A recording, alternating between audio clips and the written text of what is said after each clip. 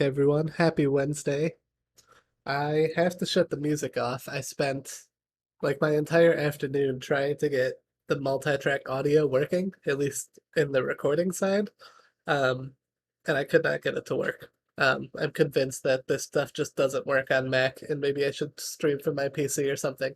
But, um, anyways, sorry I had to shut the music off on you, but I will keep working on it, and hopefully we can get some cooler streams going here in the future.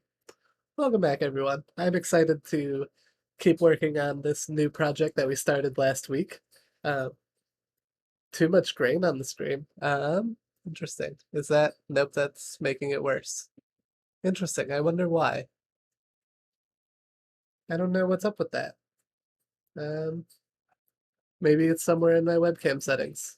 But let's switch to the coding screen, and hopefully, if it's still there, at least it will be less noticeable for y'all. Um, in the lower left corner. Ooh, that's probably from my MacBook screen. Let's dim that. Nope, that's not it. What is going on here? Well, that's off. We don't want that. Is that a little better? That's a little better.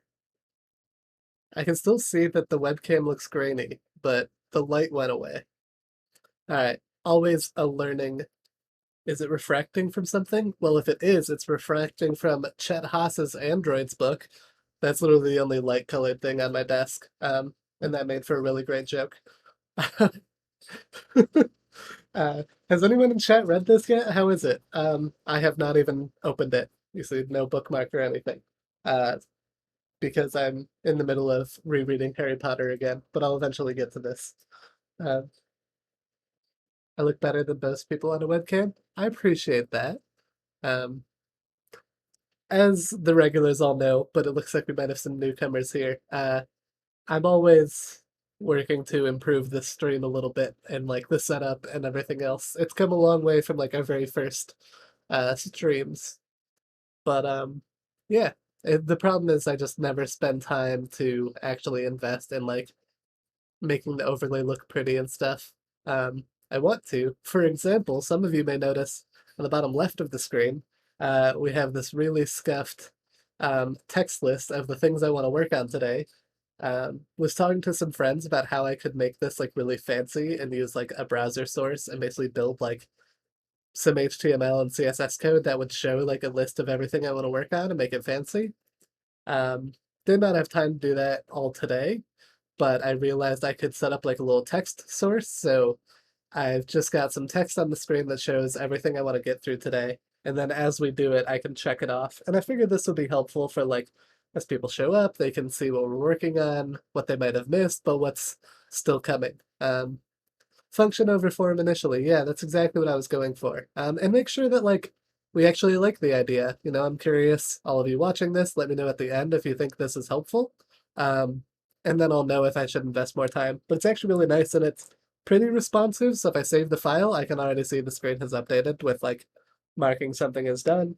Obviously, we haven't done that yet, but we will get to it. And yep, ship it. Thanks for Prince for helping me out with the idea.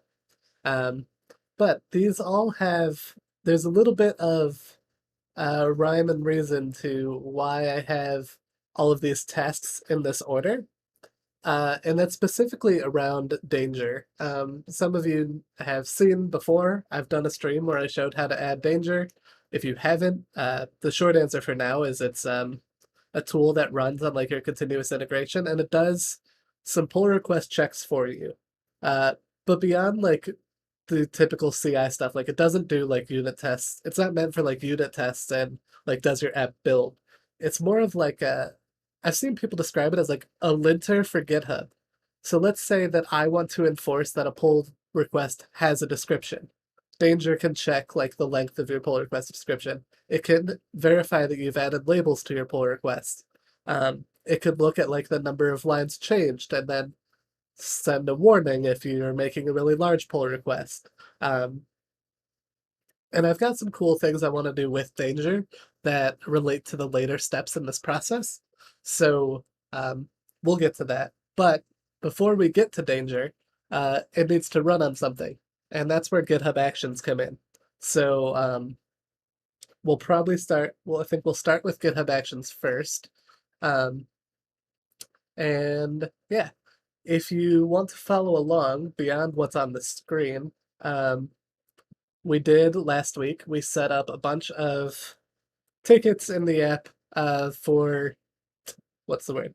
Things that we want to work on for a good chunk of the app. And this project board here, developer experience, this is what we're going to start with. And let's bring this down because that red bar looks weird. Um, we'll start with GitHub Actions here. So also, just quick plug, exclamation point YouTube if you need the YouTube link if you want to watch last week's stream. All of them get uploaded to YouTube after the fact, so do check that out if you missed last week's. But let me know if you have any questions about the app that we're working on. We really haven't gotten very far, actually. If you're just tuning in for the first time, we're starting this new app. I want to make this wholesome to-do list application. And you're witnessing basically effectively the first stream. Last stream we made the repository and we made a bunch of GitHub issues and talked about what we were going to build, but and aside from implementing the Android Studio template, we've effectively written no code. So if you're just tuning in, this is a great time to have joined us, and I hope you learn a lot. So I'm going to dive in. As always, stop me if you have questions, interact. Yeah, let's dive into GitHub Actions. So I'm going to pull up my notes on this other screen where I can show y'all how it works. But if you've never used GitHub Actions before, it's a continuous integration tool managed and run by GitHub. And it works like a lot of other CI tools if you've used them before, where you need to make like a YAML file, that's a YML file, of what steps you need to be run. And where that lives is inside our root. We have not used room, but that will be coming up in a future stream. I don't know how far away, but we will do that in this project. But the GitHub Actions, they go inside a new directory, .github, and then I believe the next directory is workflows. Let me double check this. Yes. And then inside here, we can run all of our words, all of our GitHub Actions that we want to set up. So for example, I'm going to start, and I'm just going to call this one Android build. And what I want this file to be, I should also be on a new branch before I forget. Sorry, brain just totally forgot. I want to make sure that I have branches set up for each of these. So let me go back to this ticket so we can talk about it. Something I want to adhere to for this project is interesting. Khaleesi, can you send me something on Twitter if you're on Twitter, and I can try to help you out with that um, and see what the issue is. But one thing I want to be strict about on this project is making sure like I have clear branch names and I'm always tying my code to the issue that I'm working on. So the way I'm going to do that is keeping this issue number 6. When I make new branches, I'm going to do TOA dash ticket number and then do a little slash and then some description. We'll call this GitHub Actions. That's going to be the convention I go with. It's very similar to what I use at work, so now it's just kind of a habit. But this will help me with remembering something cool I can show you when we commit code. So let's add this Android build. What do we need to do here?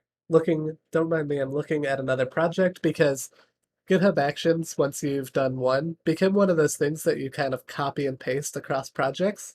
So I always forget how it all works. But rather than copy and paste for you all, I'm going to run through this and talk about all the steps in case you've never seen a GitHub Actions file before.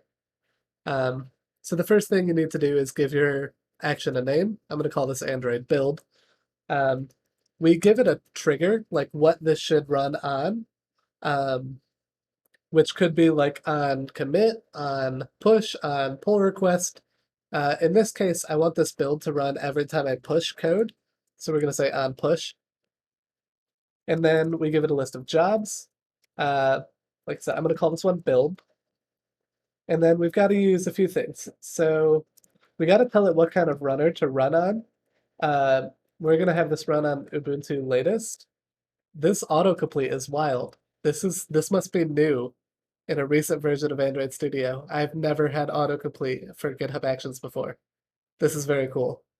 And then we need to give it a list of steps to run. And this is where it gets fun.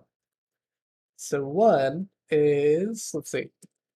So we need uses, which is, we want to use this actions checkout or action/checkout step, which will check out the code. That's our first thing.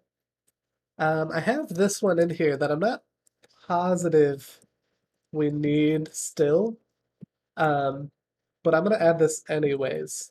So I've got this set up Java 1 in my other project, and the reason for that is because we want to set the Java version to 1.11. Oh, Actions autocomplete came in Bumblebee. That's interesting because I'm not on Bumblebee. This should be the latest stable version that I'm running here. I can double check, but um, I don't know if GitHub Actions is using Java 11 by default, but the reason this was in here is because it wasn't in the past, and that's what some of the compose stuff needs. So we got to update our Java version. And then we want to do two things on our side. First, we'll say we want to build the project. So to run this, we do /gradlew assemble. And the other step we want will be run test.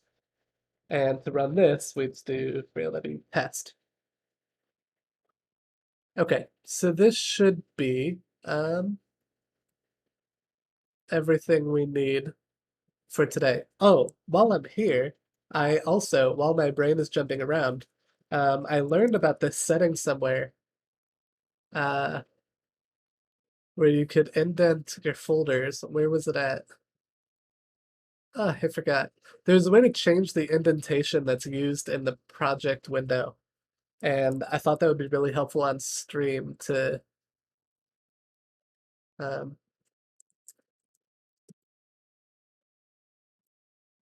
it's in here somewhere. I'll have to look it up. But there was a way to like shrink the indentation used on the left side here. It's an appearance. Um, Menu and toolbars, maybe?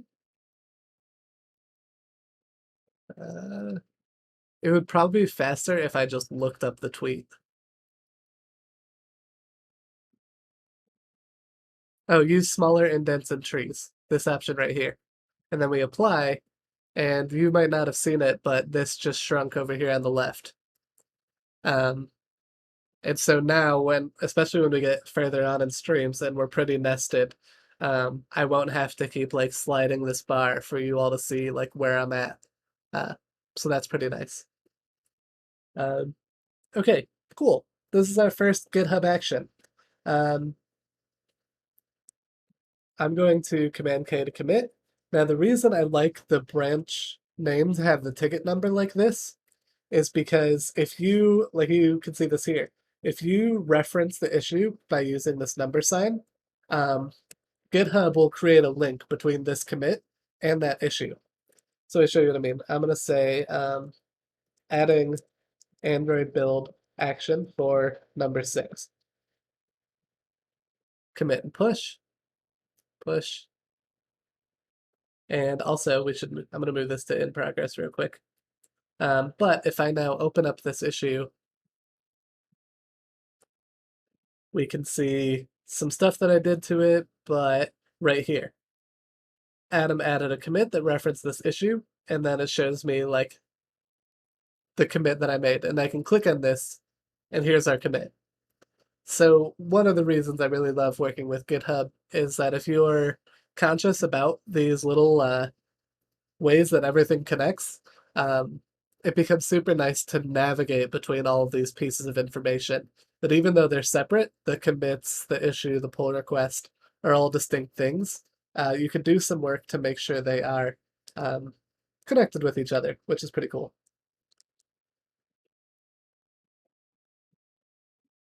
Um, Before we merge this, I'm looking at my other project, um, and I've got another action I want to add to this.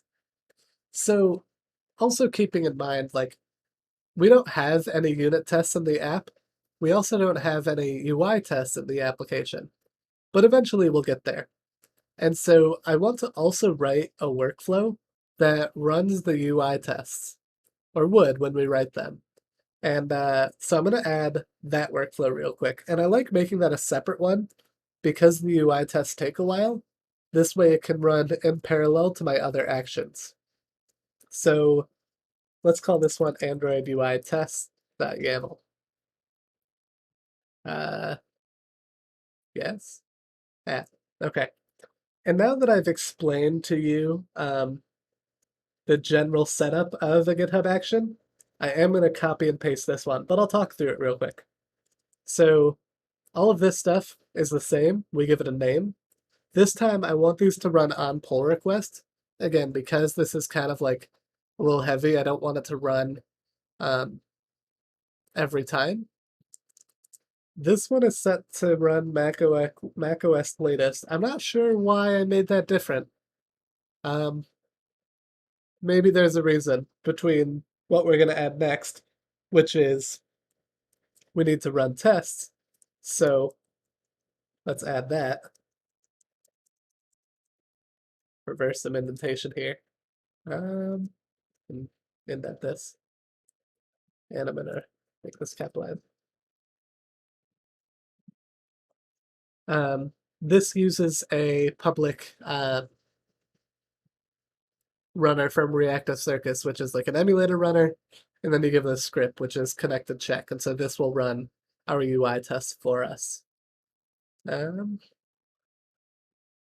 surprised I didn't give this one a name. I just noticed that. I'm going to do that here. But okay, so we've got, that's our UI test. So let's push this one up. We will make another one for our next step, danger, but we'll come to that after. Adding Android UI test action for number 6. So we'll push those up, and we're flying through it. So that's GitHub Actions. This is a great time to ask me questions because I'm going to make a pull request, and once this is all done, I'll merge it, and we will move on. But let's do this. So we will say adding Android build UI test actions. I don't know what else to say here. This is one of those tickets that I think is kind of self-explanatory, but I can leave a note here. Yeah, I'm just going to leave it blank this time. I do want to give these labels. Do I have like a tech debt label? Maybe I don't. I'm going to add one. Tech debt. Not really debt yet, but we'll create it. We'll also give this to the developer experience project. Let's create a pull request. So I'll talk a little bit while we wait for these actions to complete. Actually, once they do, ooh, we got a cube solve. That's a great way to kill time while this pull request happens.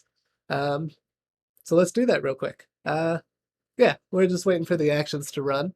Let's do this. I'm gonna lower the camera. That helped last time for y'all to see this. Problem is, I can't really see because I have all the other lights off in this room, but hopefully the ring light will help me be able to see here.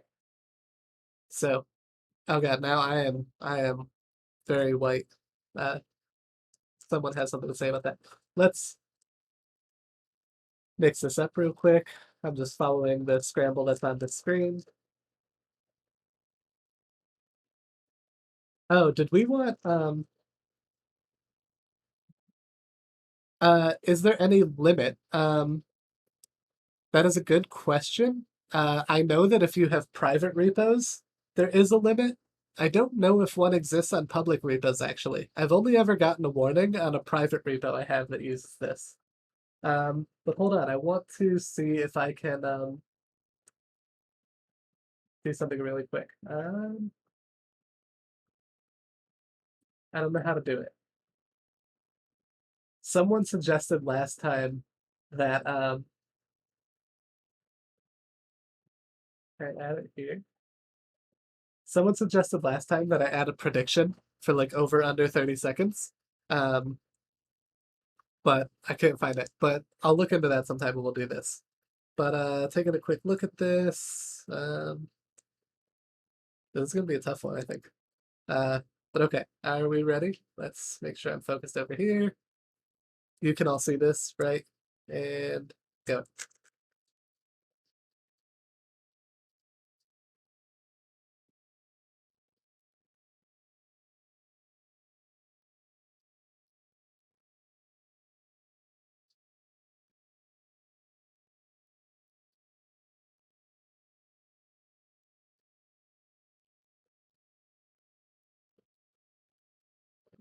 Let's go. Oh my god. I haven't been under 25 seconds in a while. That was great. That got me pumped. That was very good.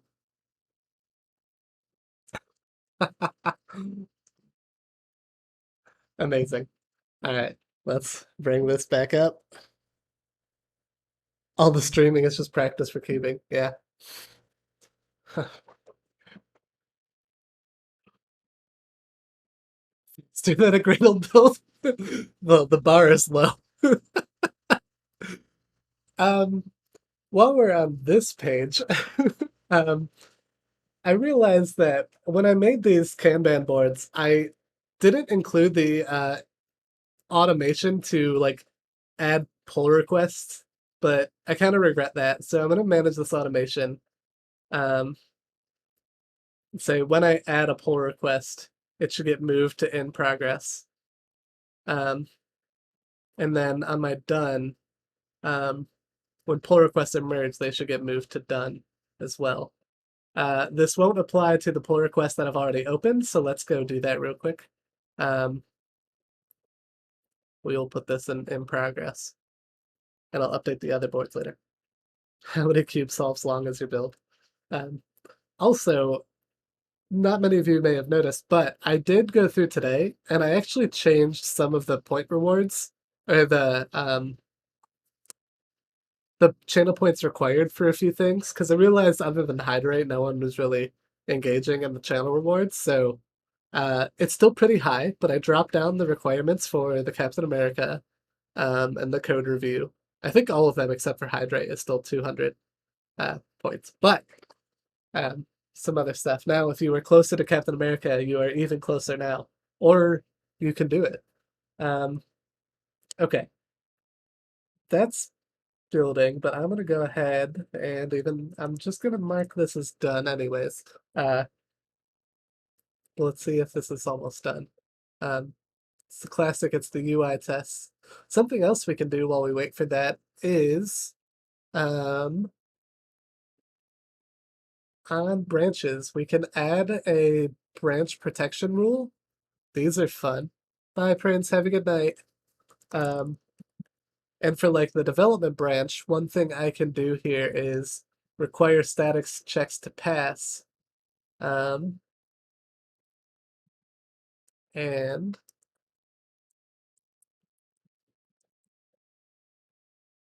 can I not? I want to require, oh, Android test. I think that's what it is. Hmm. Oh, maybe it's because the other one hasn't actually finished running yet. But I can mark like Android test as something that is required to pass before we can merge. So that's really nice. I like that as like a safety net. So now if we go back here, um, all checks have passed. Nice. I'm actually a little, should I be nervous that I don't see my Android build?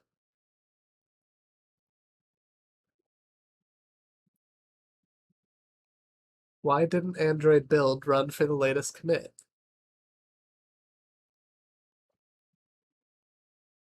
Oh, it failed? Question mark? Every step must define a uses or run key. Oh, maybe when I added this name, I broke it?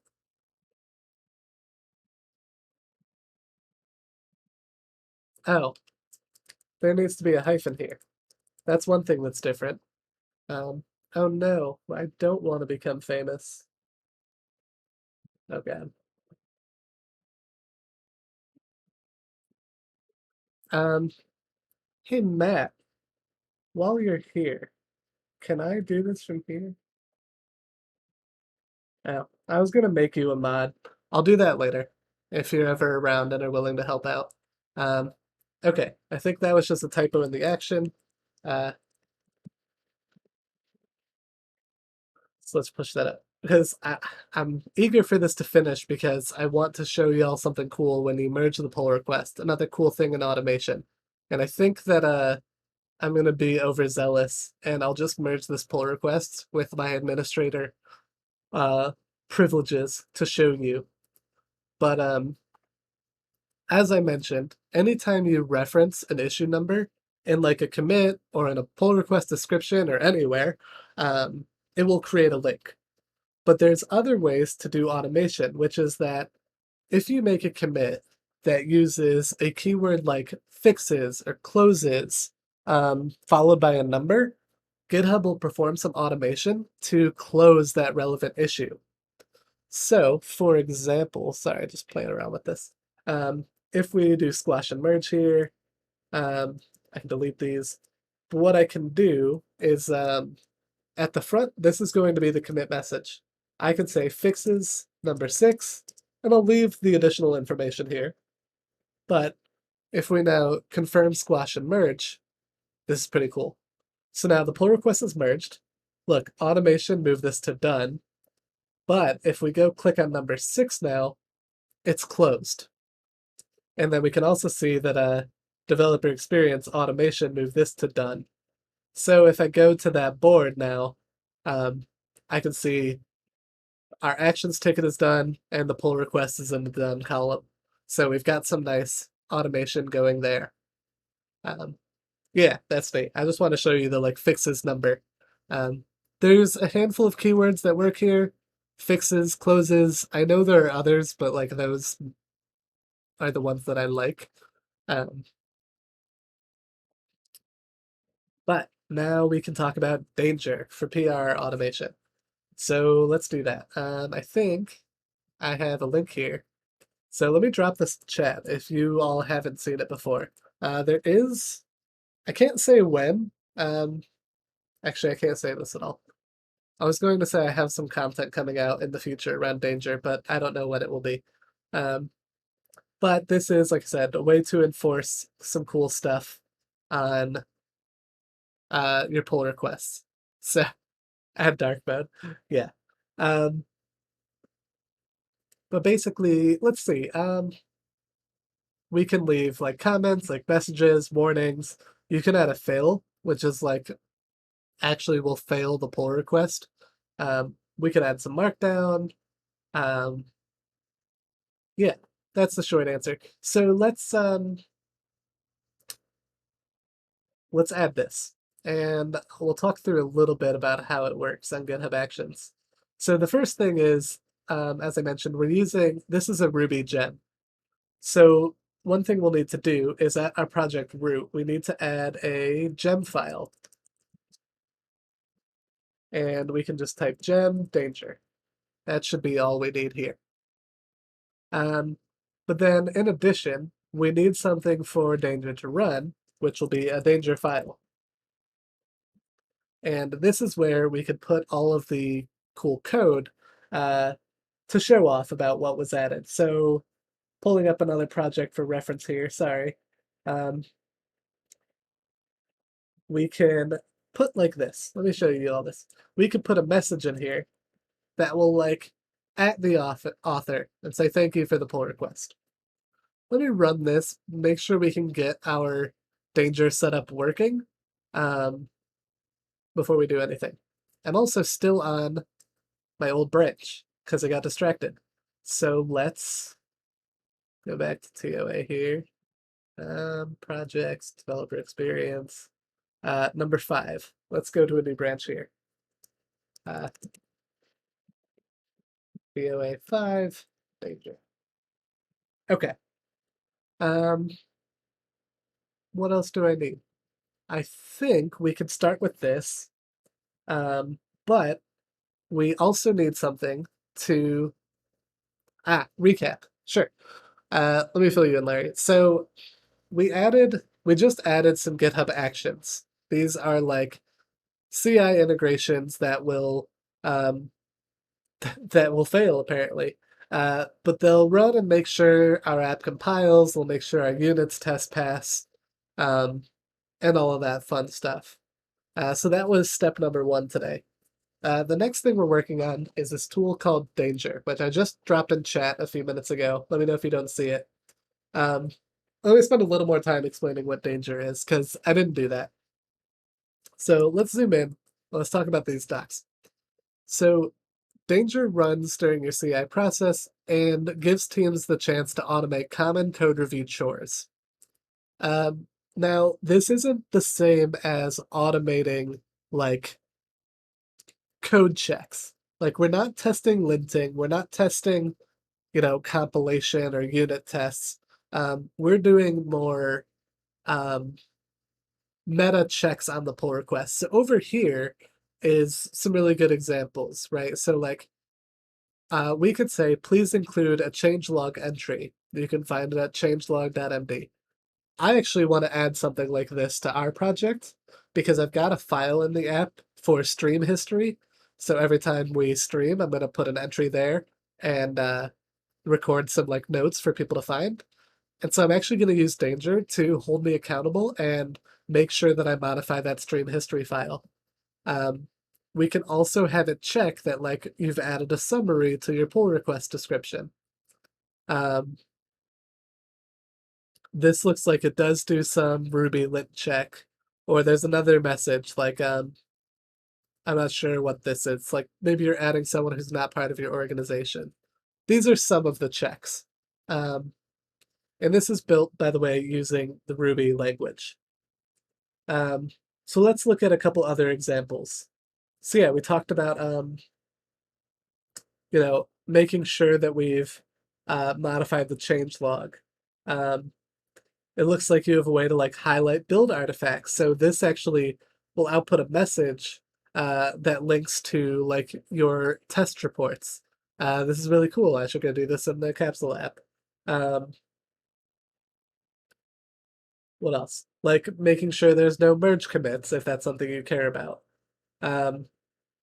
Yeah, these sorts of checks. So we haven't gotten very far. All I've added is this one task that will send a message and thank the author. I'm going to make a pull request to ensure that this basic setup works, that I can get Danger to run on a GitHub action. And once I know that it runs, we're going to come back to this file and we're going to add those checks that are related to this project. Is it related to code coverage? It could be. You could have it leave some messages based on code coverage, but it doesn't have to be. So in order to get this to work, by the way, we're going to add another GitHub action for danger checks. Whoops. .yaml. That didn't add the extension. And let's go in here. And so I'm again, now that I've kind of explained GitHub Actions, I'm going to copy and paste some stuff. So let's copy up to here. We can do this. So this will be danger checks. It'll run on pull requests.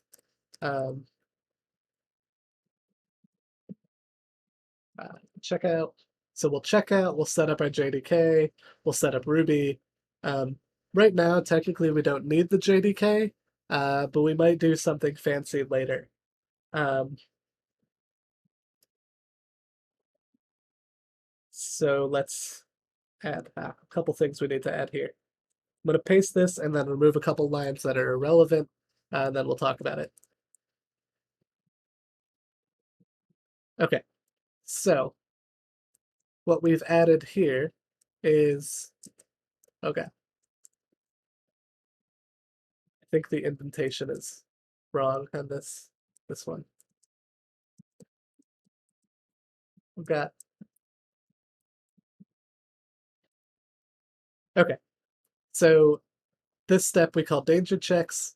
To run, this little pipe character is how you set up a GitHub action to run multiple commands. So the first thing we're going to need to do is install bundler. Then we do a bundle install. This is what will actually install danger for us. And then we do bundle exec danger, and that will run everything in our danger file. The other thing is we need to give it an API token, and then we can reference like our GitHub secrets. If anyone wants to know more about where this is, let me know and I can find the settings doc. But this is basically a way that I can do this on stream without showing all of you my API key. So let's push this up, adding danger for number 5. And I'm going to make a pull request, and I just want to make sure that the danger check actually runs. And then we're going to come back and make this file, our danger file, more helpful. Pull request, compare, and danger. Danger allows us to automate some pull request join. We're going to put this in the developer experience project as well and create pull request. While it runs really quick, now that I've figured out some issue stuff, I want to go back to our branch protection rule, and I want to say, whoops, let's say build, and it won't show up yet, but I want to make build and I want to make danger checks also things that should be required to pass before we can merge a pull request. Let's see if they're actually running.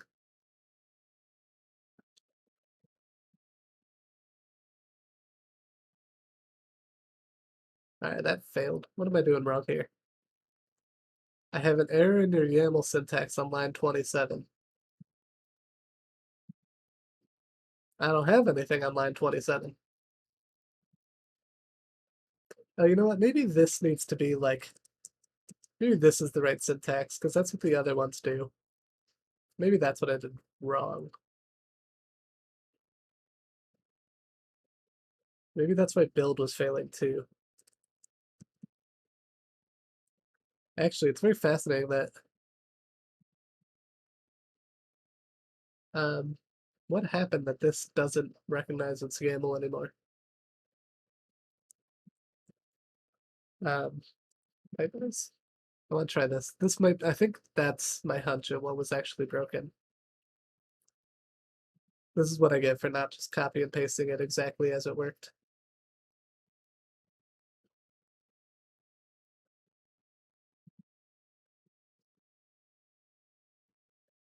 Okay, this looks like it's set up to run correctly. And let's go back to actions. Danger checks. All right, danger checks is still broken here.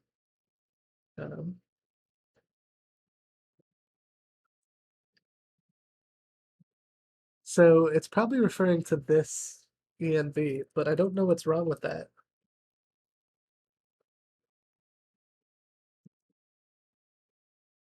Oh, probably because that needs to be, I bet you that was indentation. It probably needs to be aligned with this run because the environment variable is relevant to this check. That's probably what we did wrong.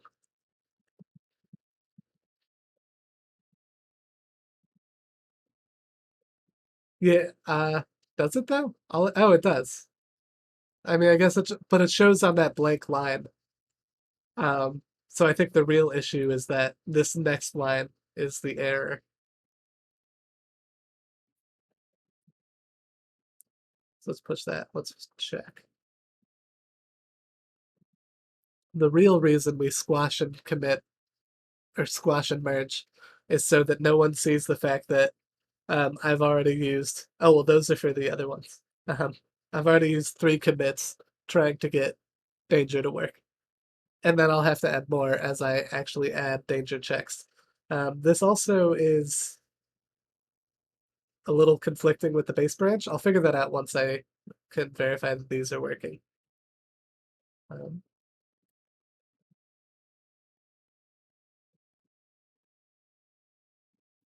is it not going to run again?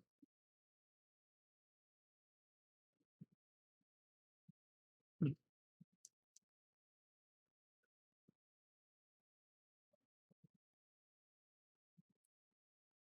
The build step is running, but why isn't danger checks running?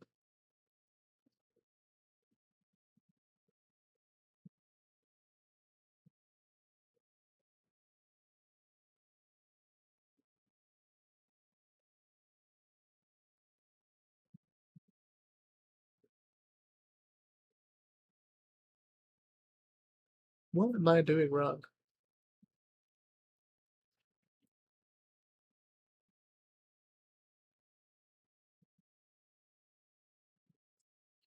That's the same problem as I mentioned earlier. That was wrong on this one.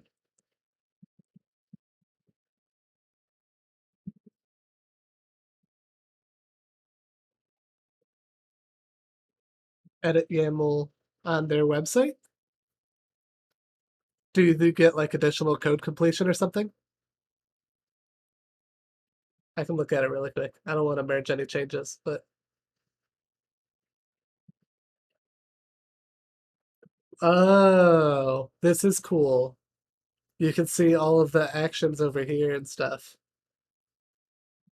and view some documentation. This is very cool. Thank you for sharing this. I didn't know that you could do this. Um, maybe this is the way that I should have.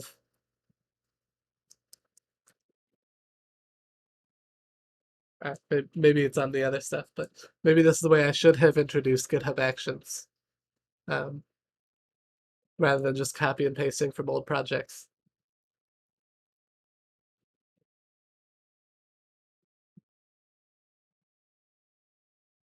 Um,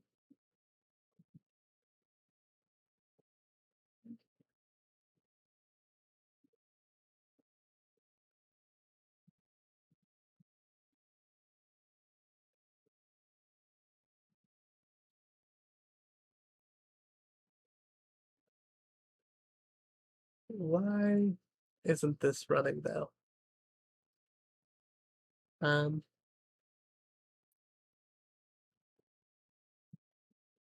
I'm a little confused now that this hasn't run in a couple of things. I'm just trying to figure out why.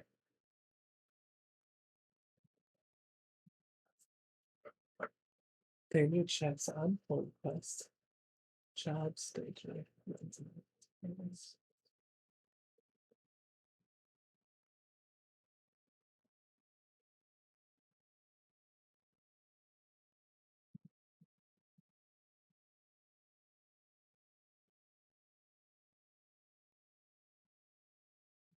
I do wonder if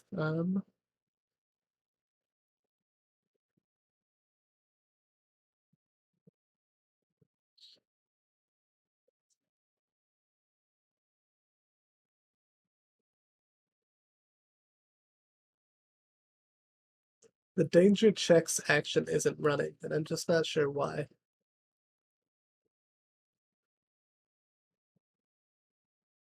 Like why this step isn't running. What did I do wrong? It tried to run earlier because it errored on this file.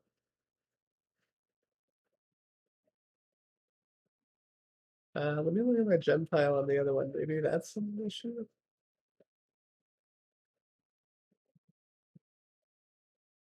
I just noticed some other stuff that's at the top of my gem file in this other project, and I don't know if that's relevant. I don't know if I need um, any of this stuff.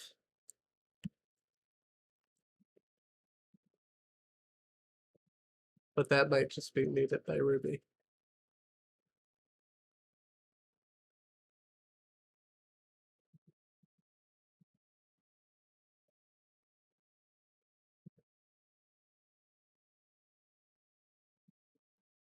Ah,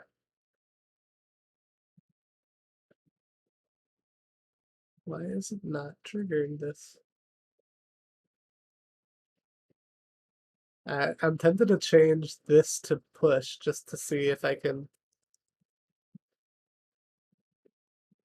figure out why it's not triggering.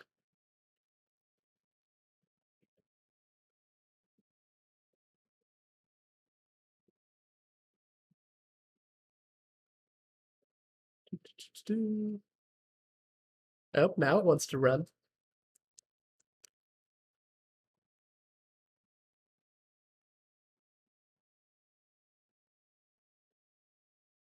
Okay, we'll see if this works. Then we'll resolve our conflicts. Then we'll try to get some actual danger stuff going on.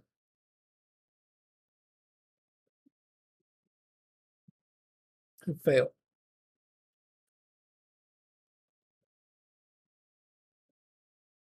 Could not find gem danger. Why not? Probably because it's a capital D. Maybe it's case sensitive.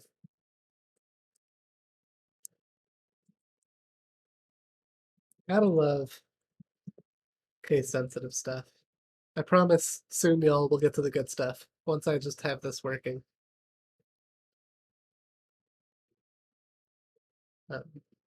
Because I have good ideas, I promise.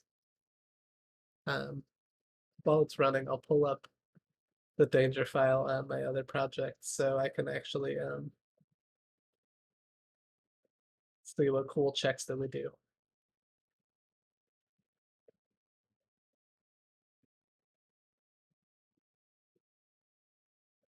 The nice thing is, by being its own workflow, that once danger is set up, it should run pretty quickly. That's my hope, anyways. Ooh. Okay, hold on. This ran, apparently. What do you mean it's not a GitHub Actions pull request?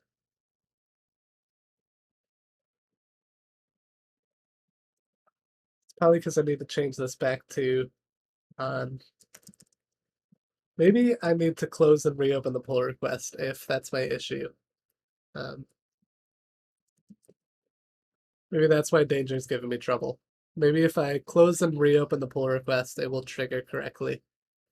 Um, if it doesn't run again on this commit, that's what I'm gonna do. Yeah, I think that's it. Let's close this pull request. Um,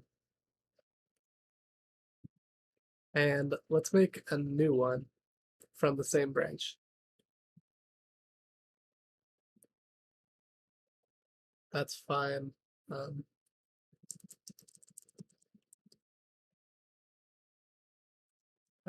ignoring.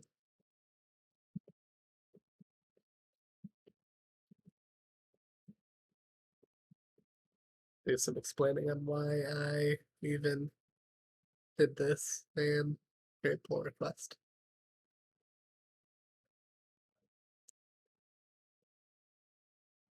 Like, is there a typo? Is this not how it works?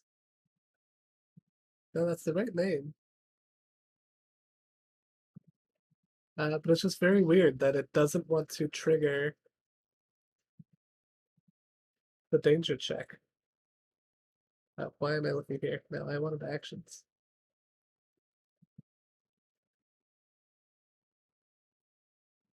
Alright, this is very bizarre. Um,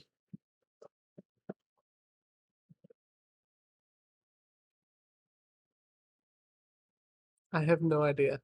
Let me resolve my conflicts while I'm thinking about it, and then we'll see if I can figure out what's going on.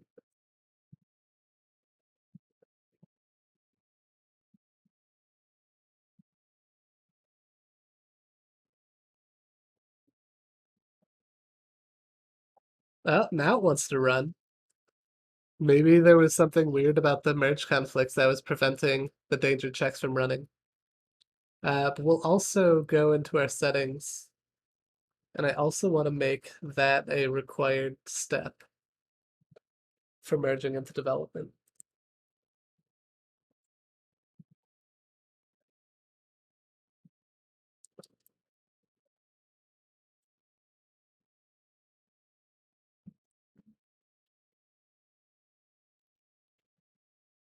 All right, now I have a little more confidence. Nice, it worked. We got our thank you message to the author. I don't know why I was fighting random typos and stuff. I'm sorry for making y'all sit through that. But now we can do some more cool stuff on Danger. So I'm going to talk through some checks that I like to have inside of my pull request, but let me know if you can think of some things in chat. But I'm going to go through a few that I think are important. So, like, we could say if github.prbody.length is equal to 0, we can actually fail and say, uh, please provide a summary in the pull request description. Another check I like to do, somewhere we have this. I'm also going to say if get.lines of code is greater than 500. I like to put a warning here. Please consider breaking up this pull request. I also want to do, I like labels, so I'm going to say if github.prlabels.empty. Also do a warning. Is that labels this PR? What other checks can we write? Let me show you a fun one. So, with danger, something cool to keep in mind for your teams is not all of these CI checks have to be like, I mean, they should mostly be, but they don't always have to be like serious and work related. So I saw something cool that another team at my company was doing, and I wanted to do this. So let me find which pull request that I put it in today. Please hold. Yeah, this is cool. So one team has this idea. They added that if you make a pull request where the number of deletions is greater than the number of additions, it just leaves a message like, woohoo, code cleanup. And I thought this was really fun. Like, we all love when we can remove more code than we added. So this is just a fun little message to say, like, hey, good job. Thanks for cleaning up code. So I think that's really cool to add. But yes, there was another thing that I said I wanted to add in here for myself, which was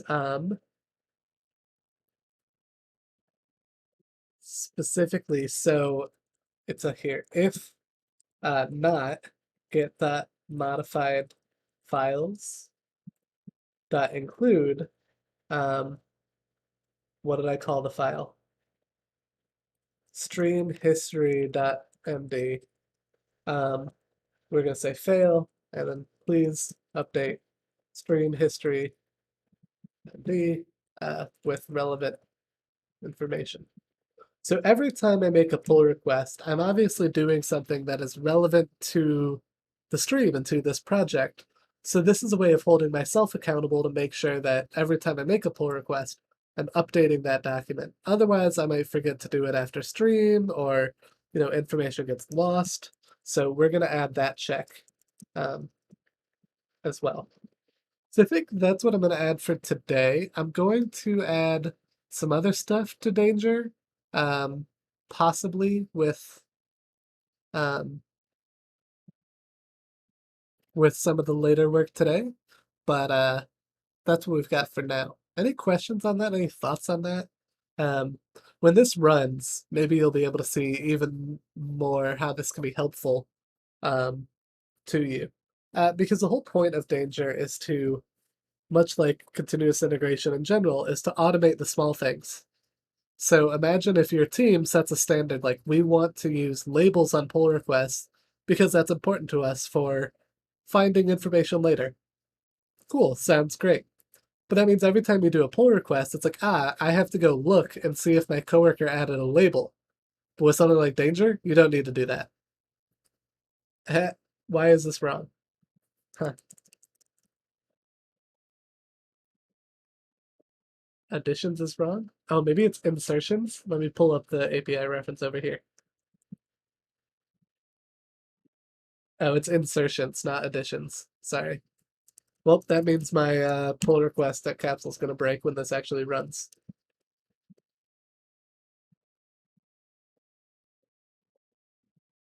All right. I think that with this, we will have got it working. I'm hoping for the best. What are your thoughts, chat? Do you think something like Danger is interesting?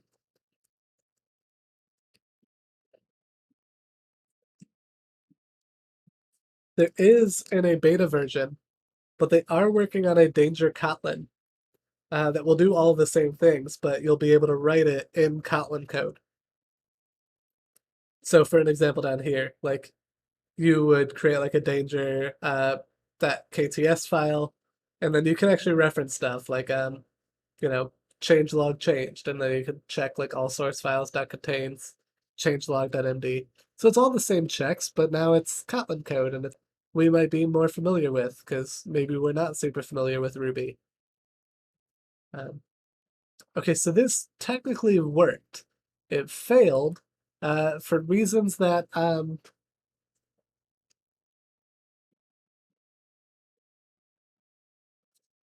yeah, I feel like you shouldn't have needed as much time as I did, but yeah, there's a lot of ways it can help out. So this passed, but the reason it's failing is because of um, the intentional stuff, the things that I'm missing. Also, I'm not adding, I don't have labels. So let's add a label. Um, this will also be tech debt. And let's update our stream history file while we're here. So we are in stream 2, developer experience. So in the stream, we discuss a number of ways to help dev experience in Android, like CI tooling and static analysis, which we haven't yet, but we will get to. Let's see. Um, date September 8th, 2021. I don't know if I need date here. YouTube, BBD, uh, there's our blog. The PRs, we can add these. Um, so we added, let's add this one. Um,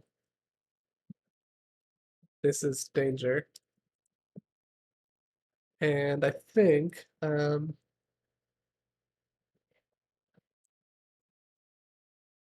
GitHub Actions.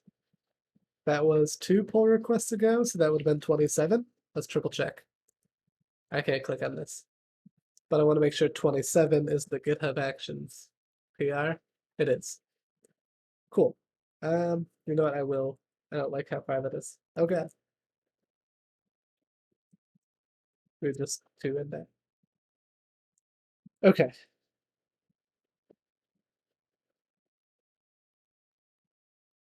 So now we can actually move on from danger. We can check another thing off our list. Let's do that. Um, maybe we give it 30 seconds to just verify that danger does still pass, but we should be good.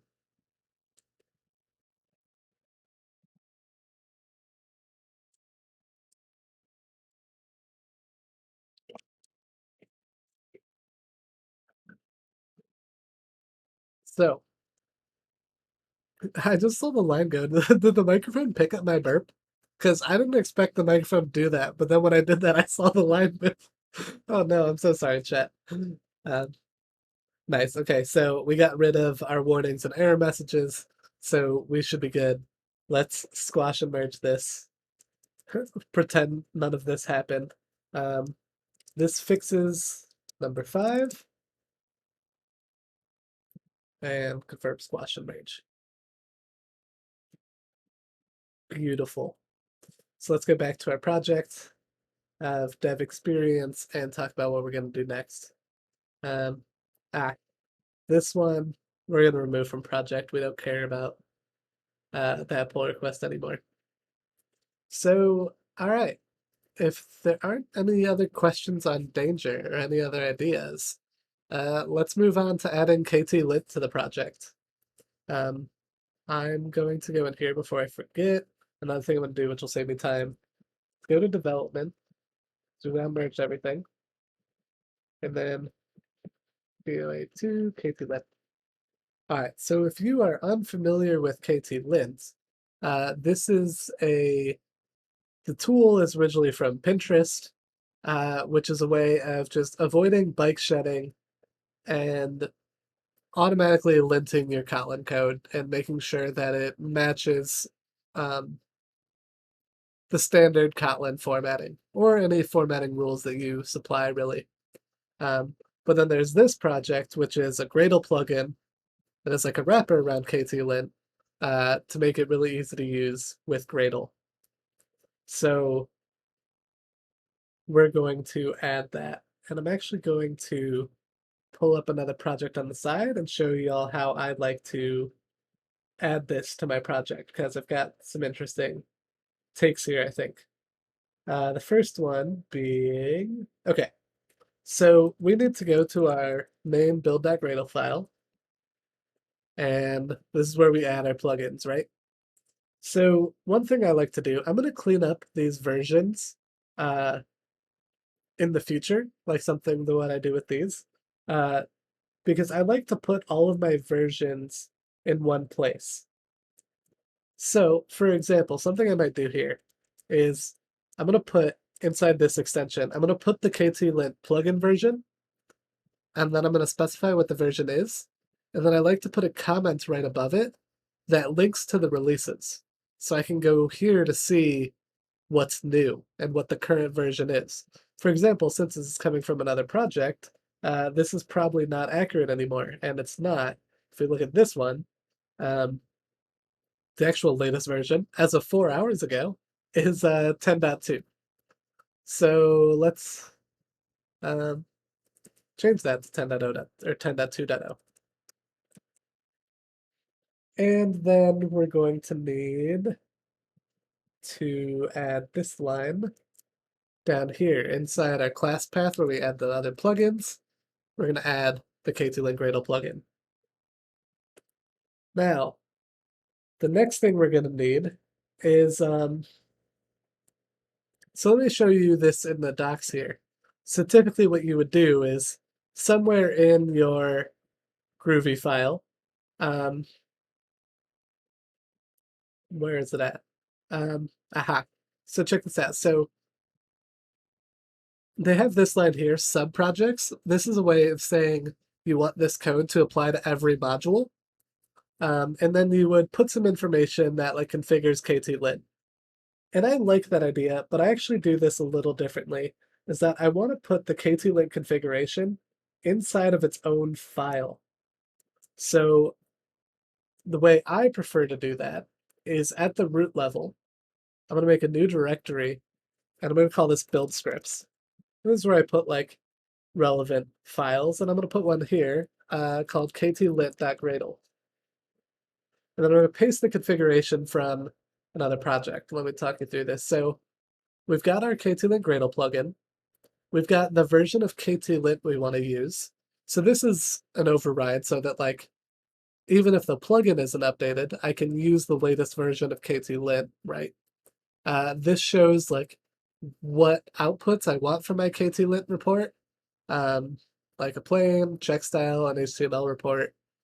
This is helpful that like when it prints to the console, any errors, they print out as red. Let's check real quick what the latest Ktlint version is. it is 42.1. So this is our setup for Ktlint. I'll pause on this for another second, because I talked about it really fast. But you'll be able to find this in like the show notes as well. But what we do need is we do need that subprojects reference that we talked about before. So let me look up how I'm supposed to do this because I always forget. But here inside our main build.gradle, we're going to reference subprojects, which again will get applied to all of our modules.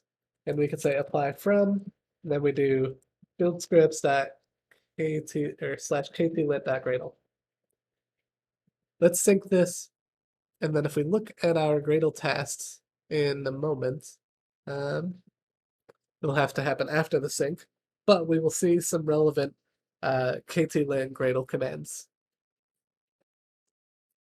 Whoop, we got an error. Could not find Ktlint Gradle. Interesting. Let's see if we can figure out why. Is this not in Maven Central?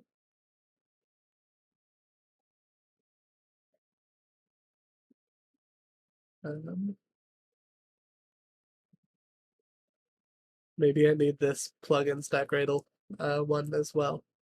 So let's add that real quick to repositories.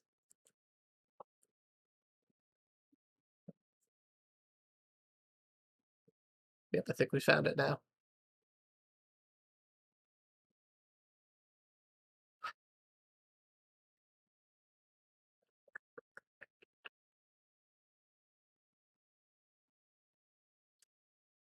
All right. 18 seconds. All right, see, look, at the moment, our Gradle sync is still faster than me solving a Rubik's Cube, but not by a lot. All right, but now we can see we actually have a formatting task where I can run ktlint format. And this will attempt to modify a bunch of files to make sure they match the standard formatting guidelines. Spoiler alert, I've seen this a million times. This fails out of the box with Android Studio. And the reason being, why won't you show me where it failed? Because I know where you failed, but you just want me to go to the outputs. So one of them is inside example unit test. It says there's a wildcard import. So let's talk about that. This file, you can see here, it imports assert.star. Ktlint out of the box tells you that you should not have wildcard imports. And I agree, I don't like those. So I'm going to go into our imports real quick. Because there's a way to do this. Aha. I just want to make sure we always use single name import. I want this to be thing. And so what we can do then is I'll remove that. And when I import this, it should no longer be star. Oops, but that's also not the one I wanted. But assert equals. And the other place this will happen is example instrumented test. We'll have the same problem. So let's get rid of that line and then re-import this. And we've gotten rid of those wildcard imports. So we'll run a Ktlint format again. And now we've got build successful. Fantastic. All right, so one more thing, two more things to do before we complete the Ktlint PR. We need to go. Oh God, sorry. I'm trying to look at notes. We need to go into. I think I want to do this in the Android build workflow, and add another step here below running tests. We're going to call this lint checks. We're going to say run Ktlint check. Okay. So this is, yeah, this should be all we need. And before Danger yells at me again, actually, let's see. I don't technically know this because I haven't created it, but because I haven't made any other issues, I can preemptively tell that our pull request for Ktlint will be the next number available, which is 30. So let's go ahead and add this. Whole lot of stuff changed here. We'll look at it in the GitHub diff and we'll talk about it. Adding Ktlint for number 2.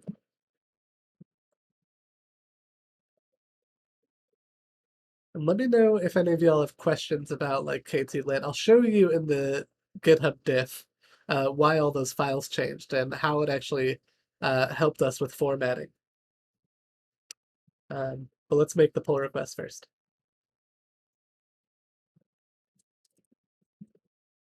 So Ktlint allows us to ensure our code base is formatted properly.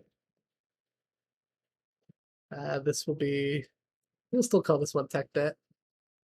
And we're going to add this to dev experience project and create pull request. So let's look at some of the changed files. So, well, one thing, so this .idea file, this is a way to tell the IDE how we care about formatting. So, for example, that single name import, the preventing wildcard imports, that's effectively what this change tells Android Studio. So we don't need to worry about the details. Same thing here. So let's look at this example instrumented. So one thing Ktlint did, beyond us removing this import, is it rearranged our imports so that they're in alphabetical order. This is another thing that's important. It's easy to reason about your imports when they're alphabetical like that. It also expects every file to end with a new line. So a lot of what you see here is just adding a new line at the end of a file. None of our examples on the default template had this, but if you had a file that had like extra white space or something like that, this is what it would fix. I can show you, I can demonstrate that really quick. So if we look at like our main activity, so let me show you. So I'm going to throw in a bunch of spaces here. I'm going to mess up this indentation, more spaces there. So you can see a few examples of where I screwed up the formatting, right? So if we now go to Gradle and we run Ktlint format, you can see all of our code shot back to where it was supposed to be. So this is really nice. If you accidentally add white space, like you don't have to think about that. You just run this and it fixes it for you. So that's really cool. Welcome back, Matt. We just finished adding Ktlint and giving a demo on how it works. Basically showing that I can like screw up code, mess with indentations and all that other stuff, and then I just run this and everything is back to normal. What's the difference to just using reformat file of Android Studio? Good question. So some of that you can, I think some of it, I think for most parts it's the same. I think there might be some things that are formatted differently. But another benefit I think of Ktlint is that like you can use the Gradle plugin and then like run this command separately. So one thing we're going to look at the end is I'm going to make a Git hook that will every time before committing my code runs this command. So I truly never have to think about it. I don't even have to reformat an Android Studio. I can just type my code and commit it and trust that like the Git hook is going to run it for me. So that'll be really cool to look at.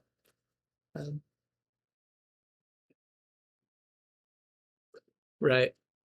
Yeah, Matt called up a good point. That it's not guaranteed that they're the same. But they should be for the most part. And I actually think there's some ways you can do it in the commit pop-up.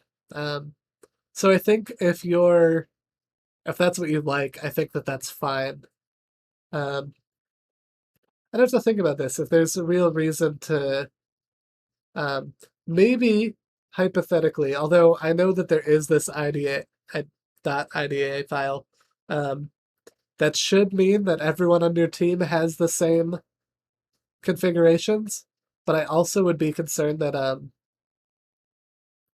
Right, that's kind of what I'm saying. Like, even if other people use Android Studio, I'd be a little nervous that there'd be somehow that they have slightly different settings. So a tool like this would ensure that it was standard no matter what. All right, everything passed except the UI test. Yeah, also, could I even make a CI validate formatting if I'm only using Studio? That's another way to think about it. I don't know if that's true.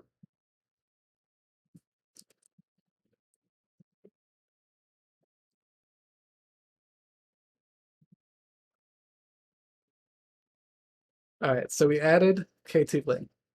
Now, Ktlint does our formatting, but another thing is other static analysis like code smells.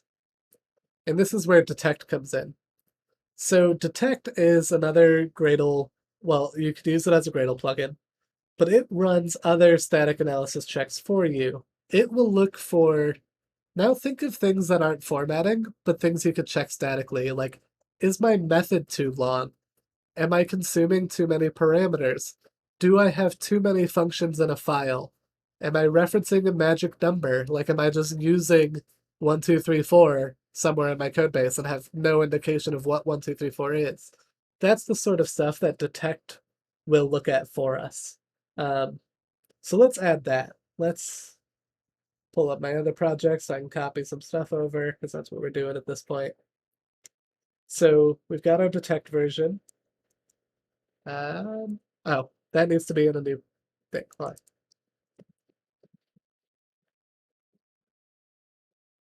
So Detekt is going to go on to um, number 3.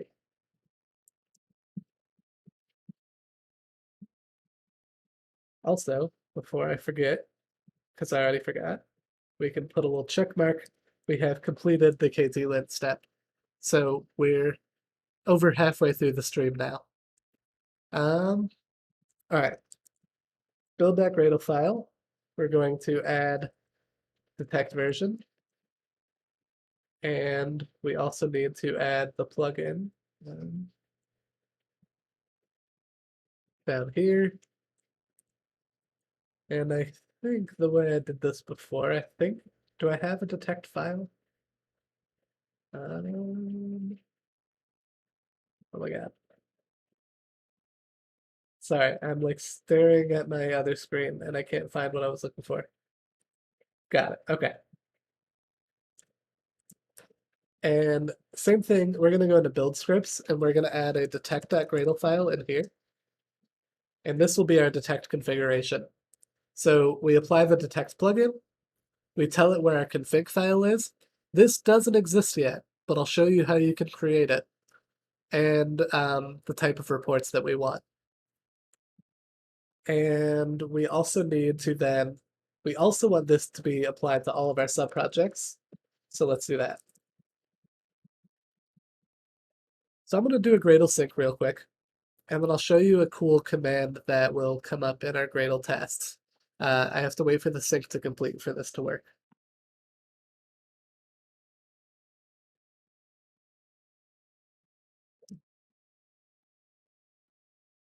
So somewhere in here, um, it's not in other. Is it in help? Nope.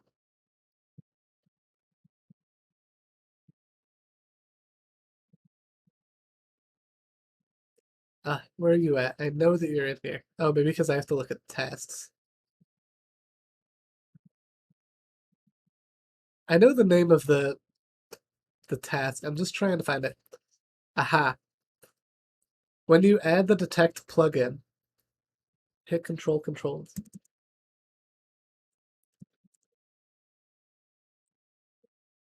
I don't think. Do I need to type? I do. Oh my god. This is really cool. I had no idea you could do this. Alright, so there's a task that comes out of the box with the Gradle plugin. If you can read this, it's called Detekt Generate Config. This will generate a default Detekt config file. So we're going to run that. And then that actually gets added right here inside this config detect. So let's add this to Git real quick. Um, but this configures everything about detect. So um, let me just show you an example. So one detect check in here is too many functions. And you can see this will show you like, what's the threshold for functions in a file, functions in a class, in interfaces, in enums. Should you ignore deprecated in that count, ignore private in that count? Detect is very, very highly configurable. Um, I'm going to leave everything as default. As we go through the projects, we might find something as very strict. Like I found in my experience, 11 functions in a file, it's small. Um, Unless you say, ignore overridden. But especially in Android, like if you override like 4 lifecycle methods, like that's almost half of your threshold already. So I tend to bump this up, or you could turn this off entirely if you don't care about this being recorded. But this does so much for us.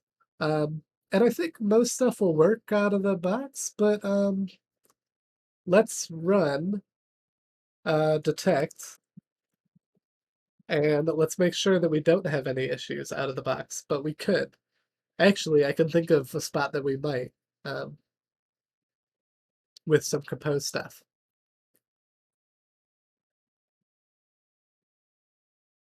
Yep, this failed. Aha. And this comes up every time in a compose app.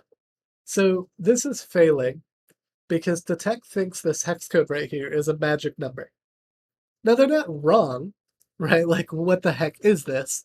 But in this file, it actually does become kind of clear. Like this is a hex code used to create this color. But anywhere else, if I was just passing in a random hex code into a function, you can see how that would be weird and not self-explanatory. So one way I do it in this compose thing, is I just suppress it. And I can actually suppress it for the file by doing like file suppress, and then I can say magic number. And this is a way to tell Detekt, um, don't run the magic number check for this particular file. But anywhere else that I have a magic number, it should definitely warn me. So let's add that. And now Detekt is passing again. Awesome. So we added that. If it looks good, let's add another bullet point here. Detekt.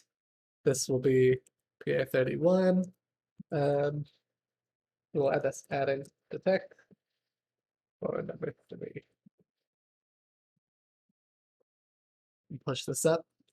And we're almost done. So once we finish this detect stuff, once I verify that once I make the pull request and merge it, we can look at the the Git hooks I like to use for my Android projects, which shouldn't take too long. We'll do a little bit of copy and pasting, but I'll show you a really cool trick that I learned from Sebastian, who does code with the Italians, on how you can share Git hooks with your team. It's very cool. So let's compare pull request and detect for number 3, detect that.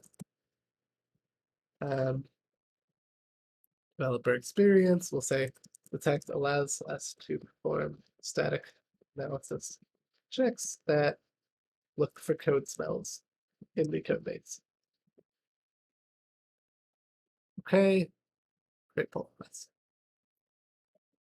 So I'll just give this a second, basically actually, what I would have liked to add to this is in our Android build where we run lint checks, let's also run detect here. Um, I know it's not like lint, but I think it makes sense. We can even change this. We can call this static analysis or something. Running detect actions. And so this way we make sure that detect is passing as well.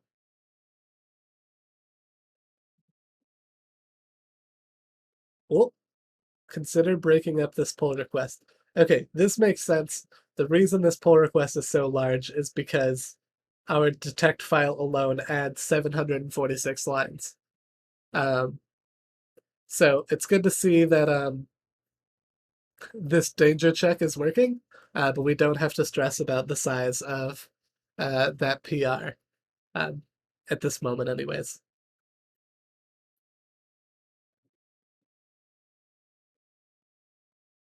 Okay, so just gathering myself to think about how I'm going to explain the Git hook step. Is there anyone in chat who's not heard of Git hooks before? Um, I can try to briefly explain what they are. Um,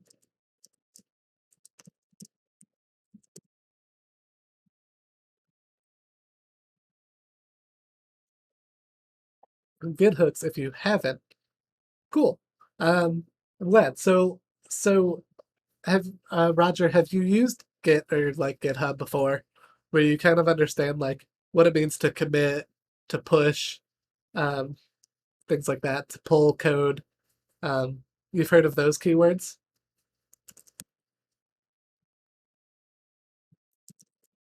Okay. So when you think of each of those actions, let me show you. Okay, so let me go to when you have Git, you have this .git folder that appears. Rarely will you ever need to go into the .git folder, but that's what I just did. And then if we type ls, there's a folder in here called hooks. And so I'm going to cd in here to show you real quick. Now, this is where your Git hooks would go when you write them. But if you don't have any, you can actually look here, and there's a bunch of samples. Um, but let me just highlight a couple examples here. So like, there's a pre-commit.sample. What this means is you can write like a script that will run right before you commit code. And it's connected right to Git. So all you need to do is type git commit, and this will run for you. There's also like pre-push. So you could say like, before I push my code to GitHub, I want to run something. This could be anything. This could be like you want to add a file that says something, or like, and I talked about earlier, you want to automatically format code before you commit so that I don't have to consciously remember how to do it. Um, there's a whole bunch of, I don't actually know what all these are. Like, I have no idea what FS Monitor is. Um, but it's just a way of seeing, like, you could, oh, my battle fell. You could write commits around a whole bunch of Git actions. So I like to add two that we're going to talk about, which one is like a pre-commit and one is like a pre-push. Um, yeah, exactly. It's kind of just like that. Um, so I'll show you the two that I like to write. Um, Now, the way I'm going to explain this one is it might be a little confusing, but let me go back to projects here and figure out what our branch is. Uh, it's number 4.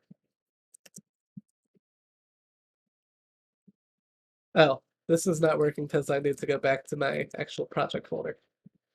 Git checkout development, git pull. Okay, so we're going to do a new branch here. Okay, so Git hooks, as a concept, as I explained them, uh, you would basically create like a bash file and you would store it inside that .git directory, that .git/hooks directory. Now I could make this segment of the stream really short by showing you my Git hook and saving it there. Uh, but I want to talk about like, if I just do that, the thing about that .git directory is it's like it's private, it's not committed.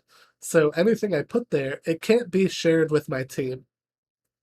And if I want everyone to use the same Git hooks that I do, or at least in this project, I want people who clone this project to use the same Git hooks I do. Uh, I want to be able to share them, right? So um, I'm going to first show you how I create the Git hooks. I'm going to create a file, store it in the repo, and then we're going to go from there to show how I can take those files and store them in my .git directory using Gradle.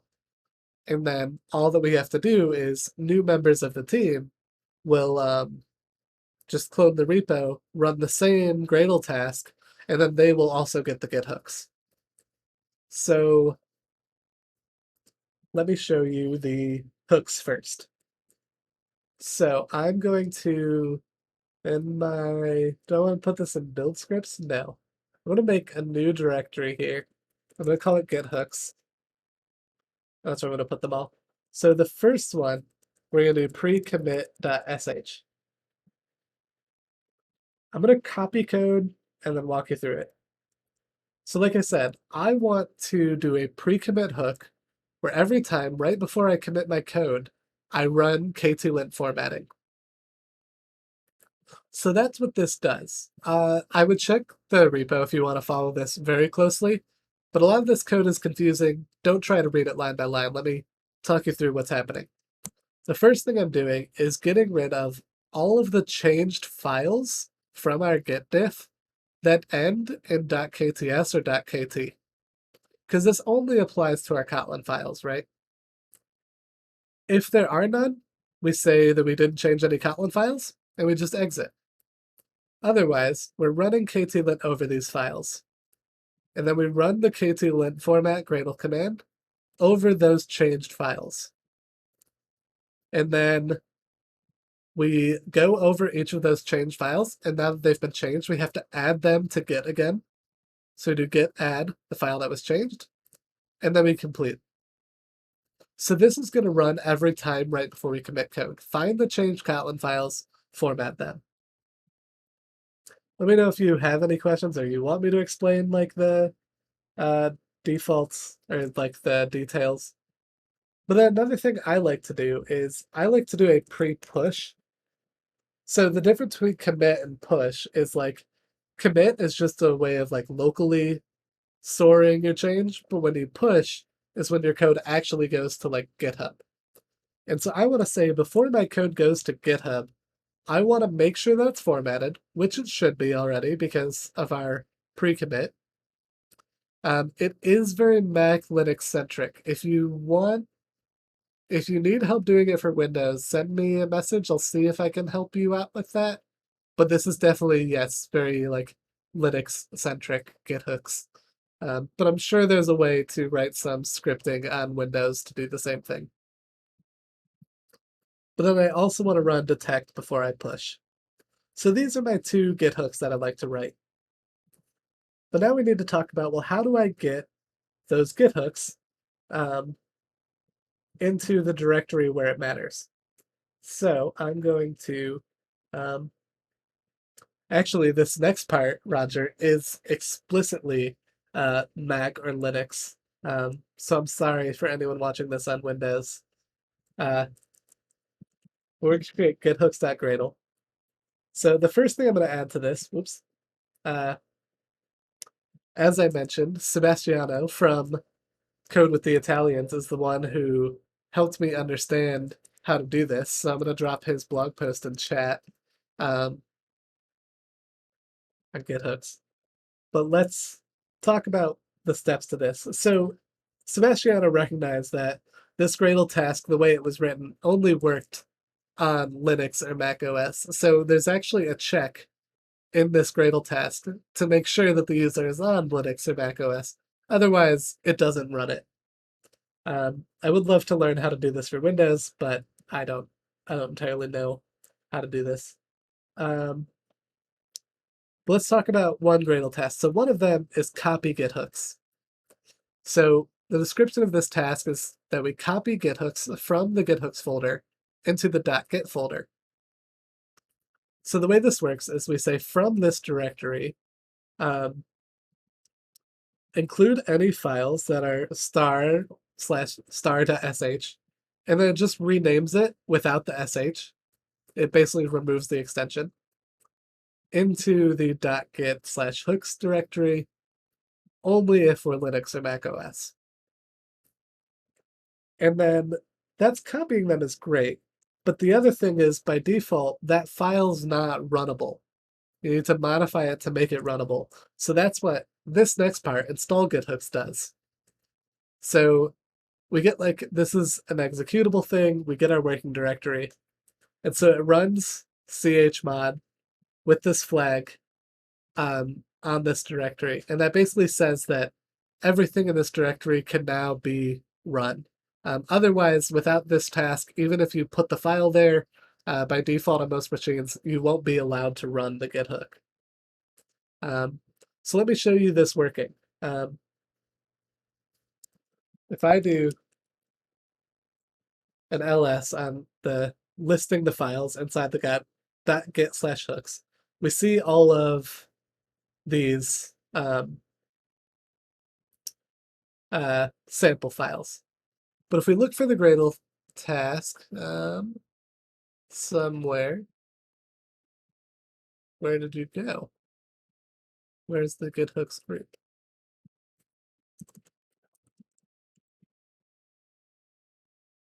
Oh, it's because of the fact that I'm not applying this Gradle file in the broader project. I need to do that. So 1 second, that's what I'm missing. I'm just looking to remember how I did this. I need to go back into the have a good night tracks, get some sleep, go back in here. This one is not about sub-projects, but the main project. So we do apply from build script / githooks.gradle. So we need to actually apply that file. And now I see I have Git Hooks. So if I run install Git Hooks, and I go back to terminal and I do an ls, we can see now that the pre-commit hook is there and the pre-push hook is there. So this is really great. Now I have a way of sharing my Git hooks. All we need is for the other developers to clone and just run this task. Really cool. But wait, there's more. So this is cool. I don't have to like paste stuff into the folder and I don't have to like run the chmod command, but it's still manual for me to clone the repo and like run this command. But we can add this like Trojan horse thing where like after evaluating our Gradle, we can do tasks. We can say the clean task, we all run a Gradle clean, right? Depends on install Git Hooks. And what this will do is every time I run Gradle clean, it will install the Git Hooks. Now I know, as Matt pointed out when we were playing Rocket League, like every time seems like a lot, but we're literally just talking about like moving files. It runs lightning fast, right? So it's not really slowing down your clean. But the nice thing is when someone clones your project, all they need to do is write a clean and then they have your Git hooks. So I like this. That means if any of you clone and run this app, you will get to see the Git hooks. So yeah, that's Git hooks. That's how you can share them inside your repo, and that's the two that I'm going to use for this project. So let's make this last pull request, and then we can call it a night.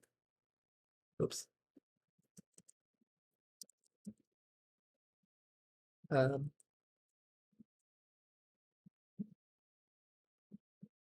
Number 4. And for those of you who hung around to the end, I can show you a little sample of something cool that will come soon. I should have mentioned this beginning. My family is visiting New York next week, so I'm going to be spending most of my evenings hanging out with them. So I'm almost positive I won't be streaming next Wednesday. Uh, Maybe I'll do something Thursday or Friday to make up for it, but unfortunately I won't be around next Wednesday. Um, or Git hooks allow us to ensure code is formatted before committing and pushing. This will be another tech debt, and this will go to developer experience.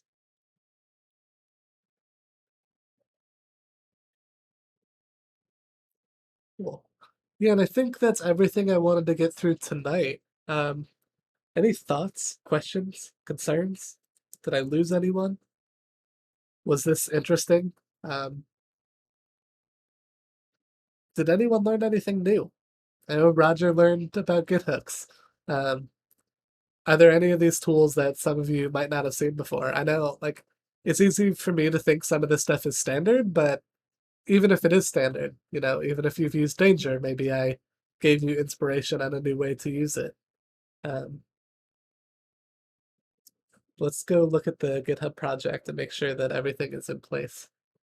Any open source projects that use Danger? Almost all of mine. Uh, but as far as any like popular Android libraries or something, I'm not sure. Um, can't think of any, but I know a few companies that use it. All of the internal capsule repos use it. Just wanted to learn something outside your bubble. What kind of tech stack do you usually work with, Roger? Or are you not in tech? What do you do? Um, yeah, sorry, I don't know if you finished that web check. I don't actually know about open source, but like I use it on all of my projects. All of my companies, like a lot of our internal repos use it. Um, it's been great.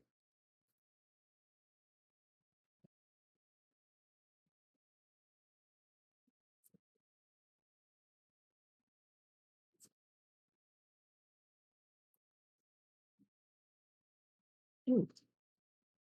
Well, welcome to the community. I'm really glad you could be here. If you ever need any help getting started on Android, feel free to ask me questions in chat or reach out to me on Twitter, stuff like that.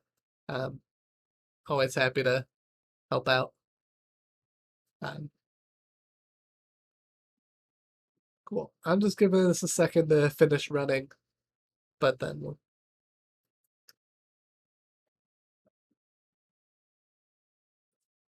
some nice danger checks. Yeah, I mean, definitely check, like, let me pull up the API reference again. Um, so there's all the way at the bottom here, there's an API reference. One thing you could do is kind of skim this for ideas. So they give you some examples. Whoops. Um, there, can I link to GitHub? Can't. But you can scroll down or like go to Bitbucket or GitHub, whatever you use. And I kind of just like to, what's the word? Um, you can skim this and see like, okay, I can reference the title, the body, the author, the branch for base, the branch for head. Um, and once you see like the information you can reference, you come up with unique ideas. Um, like highlighting if this file has changed or if the file hasn't changed. Make sure there's assignees. Um, highlight when a celebrity makes a pull request. Uh, yeah, so like I kind of skimmed this. Um, to go through and list, I don't want to put it on screen, but I can show you some other ones I use at work real quick. Um, which are actually most of the ones that I included in the stream today. But one that I didn't is at my company we have a standard for the title of a pull request as well as the branch conventions. So we have Danger run a check to um, make sure that the branch follows that idea. Ooh, I can show you another cool one, WebShark, if you're still here. On the old study guide project that we were working on um, before this one, we added danger at some point, and this does a cool thing. So I have a ticket to add it to this project, but we didn't do it tonight. There's a Gradle plugin out there that will run through all of your dependencies and find out which ones have a new version. And then it outputs that information into a text file. And then I have Danger read that text file and then check if there are updates. And if it does, it drops a message on the pull request telling me what is up to date. So to see how that looks like, if we look at like one of these that it never got merged, but um, that looks like this. So a bot will comment and say, hey, the following dependencies have later versions. I could see like, activity compose has a new version, and so on. You know, especially like sometimes it gets really large. Like if I highlight it, like all of these are compose libraries. So it's really like one version for me to bump, but I get to see it for all of the dependencies. So this one, I didn't get to do it tonight, but I'm glad you got to see it. This is one of the unique implementations of Danger. Um, it can even tell you when there's a Gradle release candidate. So um, another way to think about it is like anything you can do, like in Ruby, which is effectively anything I would think that you would need to do, um, you can add as Danger. Other ideas I've seen, one team showed an idea where they compared like APK size so that Danger would leave a comment if you were like changing the APK by too much. Or I've seen it leave a comment if your code coverage decreases. Um, those are a little out of scope of what I wanted to do tonight, but those are some more ideas. If you can think of ones for this project, like I always invite people to leave issues if you think of something. So like we could definitely make an issue, or let me know in chat on Twitter if you think of a cool danger check that would apply to this project. Um, but this looks like it's working, so I'm gonna close this out. Fixes number 4.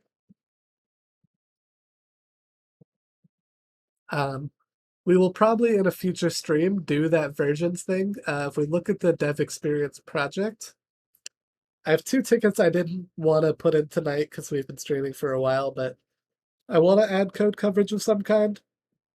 I also want to add that version updates plugin.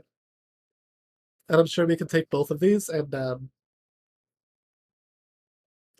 words, add them to Danger. But before I sign off, it's been kind of hidden, but this guy right here, this, which opened on the other window, we have an app icon. This is going to be the logo for the TOA app. I also have like a little color palette to go with this, and I'm working on picking out some cool fonts. The next stream, whenever it may be, whether I do it like in a couple days or whether it's in like a week and a half, we will be setting up the design system for the application. So follow on Twitch if you're not. Subscribe over on YouTube. Follow me on Twitter. Exclamation point Twitter. I'm gonna go do it. That's where you can find updates and you can see what we have in store in the future. So wanted to give y'all a sneak peek at the app icon. But yeah, thank you all for stopping by. I had a ton of fun. I'm glad that plenty of people came to hang out, even though we started late tonight. Uh, but I think if there's nothing else anyone wants to talk about, I am going to share the love and go raid one of my favorite esports streamers. Some of you have all seen me raid McLando before. He is a pro Rocket League coach. I love watching him play Rocket League. I'm going to send you all over to his chat. So do hang out. Drop him a follow if you're interested in Rocket League. I actually just realized I need to. It's going to take like 10 seconds once I pick him, but we are going to go over to McLando. So thanks again, everyone. We'll see you soon.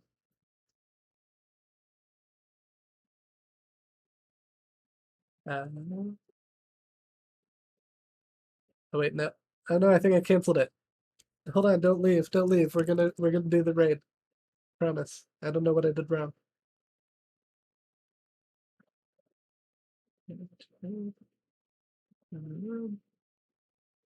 Sweet. There we go. All right, now we're going over. Good night, everyone.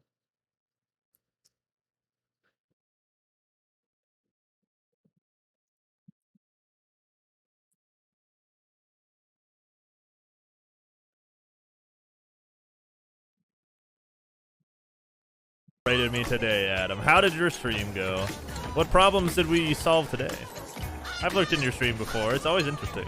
I always feel like I learned something, even though it's probably not very applicable to my life. I still feel like I learned something. Hi, Adam. Can we get a shout out for Adam, please? Everybody, give him a follow. If you like programming at all, I feel like you could learn a thing or two. I mean, I'm an idiot, and I'm still like, whoa, that's cool. Hey, Zaylus, and we got a song request from Doctor.